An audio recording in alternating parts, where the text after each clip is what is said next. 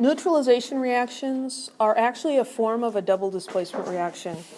They're just a special form. We have an acid and a base reacting to form salt, and all that means is it's an ionic compound and water. Acids release hydrogen ions in solution, bases release hydroxide ions. So here we have an acid plus a base giving us salt and water. Here's an example. Hydrochloric acid reacting with sodium hydroxide. They're going to swap partners. And so we treat it just like a double replacement reaction. Hydrogen chloride in water becomes hydrochloric acid and forms hydrogen ions and chloride ions. Sodium hydroxide is soluble. It forms sodium ions and hydroxide ions. And then these swap partners. And so we get sodium ion partnering up with chloride ion. And we've got hydrogen ion partnering with hydroxide ion. So if you think of this ionically, you just push them together and you get HOH. And hopefully you look at that and go, huh? That looks a little weird. Yeah, we usually see that as H2O. That's a liquid. So this is a chemical reaction. There was no solid produced, but we formed a liquid from these two ionic compounds.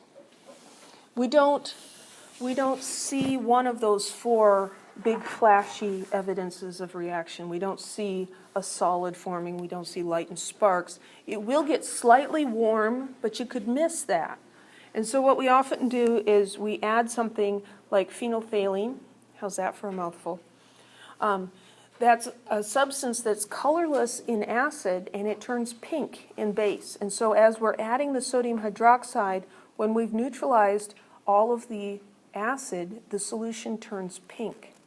And so sort of indirectly we get a color change that tells us a reaction has occurred. You'll learn a lot more about those reactions in Chem 1A. What we need to be able to do is write balanced chemical equations. Oops. So chloric acid neutralizes a strontium hydroxide solution. Chloric comes from chlorate. Chlorate. So chlorate is ClO3 minus, right? And acid means the other ion will be H plus. So there's HClO3. Strontium hydroxide. Well, strontium is 2 plus, and hydroxide is OH minus. So when I put those two together, I get SrOH2.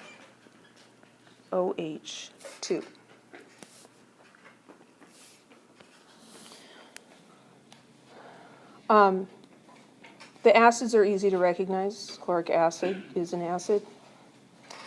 Strontium hydroxide. If you see hydroxide, it's a base for the purposes of this class. So we're going to write the formulas, and we can treat it just like the double displacement reaction. We just need to swap partners. So I'm going to put the strontium and the chlorite together, and I'm going to put the hydrogen and the hydroxide together. I'm going to write the formulas. We don't need to check solubility rules or anything. So I'm going to get strontium, chlorate, 2. And here, this is H2O. If you write HOH, I won't laugh at you. I'll know what you mean. This is an ionic compound that we call salt, generically, and water. Those are always the products, an ionic compound and water. And then we have to check to see if it's balanced. You know, you can start different places. This is a double displacement reaction, so we see chlorate did not get taken apart at all, did it? There was chlorate here and chlorate over there. So we could look at chlorate as a unit. Here's 1, here's 2. So we're going to need a 2 in front of the chlorate. What about the hydroxide? It appears like it got broken up. If we write it as HOH, though, then we see, well, not really. It just combined with H. So there's 2 hydroxides in there, and there would be 1 hydroxide in a water. Now, I'm guessing that most of you are going to be like, you're losing me. Okay, so let's not worry about that then. Let's do something else first. Strontium 1, strontium 1.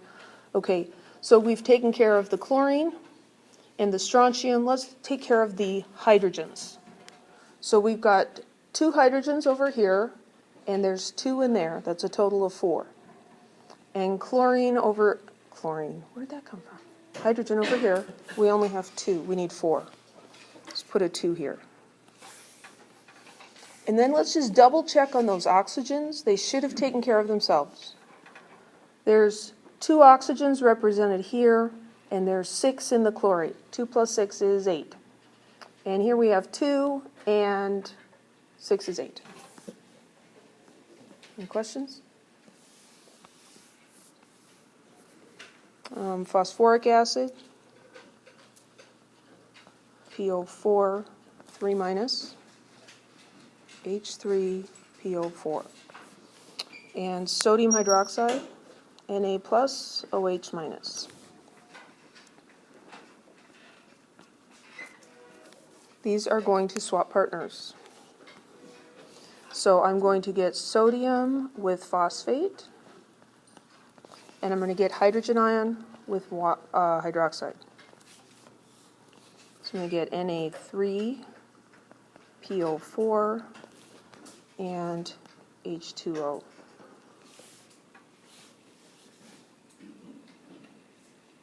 There's 3 sodiums, and here's only 1. Here's phosphate that stayed together and phosphate. There's 1 of each. Or if you want to count them separately, there's 1 phosphorus and there's another phosphorus. Oxygens everywhere, leave it alone. 3 hydrogens plus 3 hydrogens is 6 hydrogens. So over here, I need 6 hydrogens. So I'll put a 3 here. 3 times 2 is 6.